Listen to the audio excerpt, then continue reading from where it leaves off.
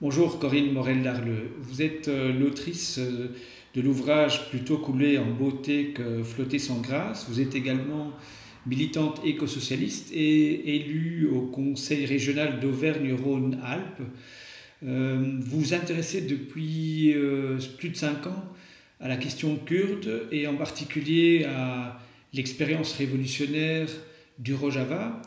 Pourriez-vous expliquer aux lecteurs du Brennpunkt, magazine luxembourgeois, euh,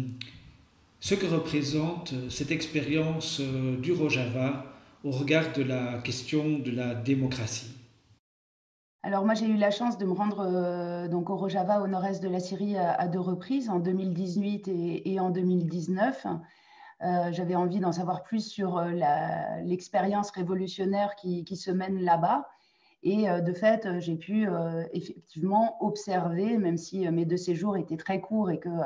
je suis loin d'avoir encore tout compris à ce qui se passe là-bas, mais en tout cas d'avoir pu observer que ce qui se passe au Rojava, au nord-est de la Syrie, c'est une révolution systémique qui prend appui sur plusieurs piliers. D'abord sur une refonte totale de la démocratie, puisqu'on est sur un territoire de 5 à 6 millions de personnes qui est auto-administré et qui voilà, critique la démocratie représentative et la place de l'État telle qu'on peut les connaître, nous, en Europe, qui donne également une place très importante aux femmes et à la question de l'abolition du patriarcat, ce qui change évidemment beaucoup de choses dans cette société-là, avec l'entrée des femmes en politique, avec l'émergence de coopératives de femmes, donc à tous les niveaux de la société.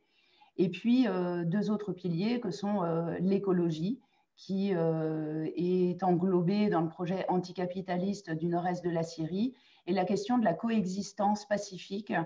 qui est peut-être là aussi un des points les plus saliants, puisque dans ce territoire, on a aujourd'hui différentes cultures, ethnies, religions qui coexistent.